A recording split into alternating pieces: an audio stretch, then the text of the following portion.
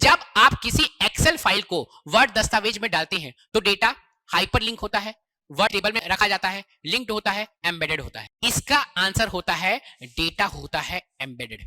अब दिमाग में सबसे पहला क्वेश्चन कि ये एम्बेडेड क्या होता है। आप जब एमएस वर्ड खोलते हैं और आप जब एमएस वर्ड में एक ऑप्शन आता है इंसर्ट ऑब्जेक्ट, जब इंसर्ट ऑब्जेक्ट विकल्प का उपयोग करके एक्सेल फाइल को जब आप वर्ड दस्तावेज में डालते हैं, मतलब इंसर्ट मतलब डालो, इंसर्ट मतलब डालो, ठीक है। आप क्या किए, वर्ड में इंसर्ट ऑप्शन खोले, उसमें इंसर्ट से एक्सेल फाइल को ही वर्ड के अंदर डाल दिए, है ना, तो वह सामान्यतः एम्बेडेड हो जाती है।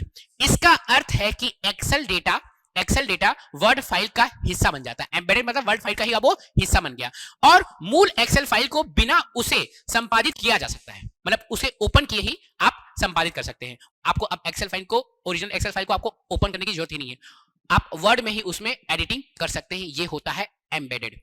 अब आप एक चीज ध्यान दीजिए, आपका इससे जो पहला क्वेश्चन है, जो 2023 का पेपर है, उसमें पहला क्वेश्चन भी एमएस वर्ड से पूछा था, दूसरा क्वेश्चन भी एमएस वर्ड और एक्सेल से ही पूछा है। मतलब माइक्रोसॉफ्ट ऑफिस से 5 क्वेश्चन आपके एसआई में आ रहे हैं, 2 क्वेश्चन तो माइक्रोसॉफ्ट ऑफिस से ही पूछ दिया।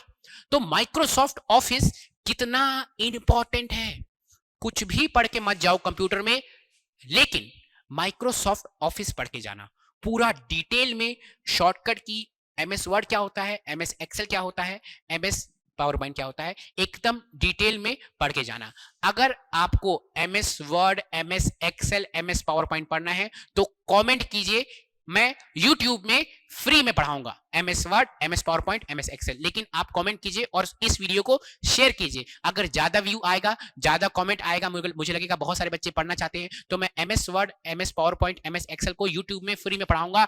गारंटी देता हूं आपको, मेरे साथ आपको चीजें, डेटा याद हो जाएंगी।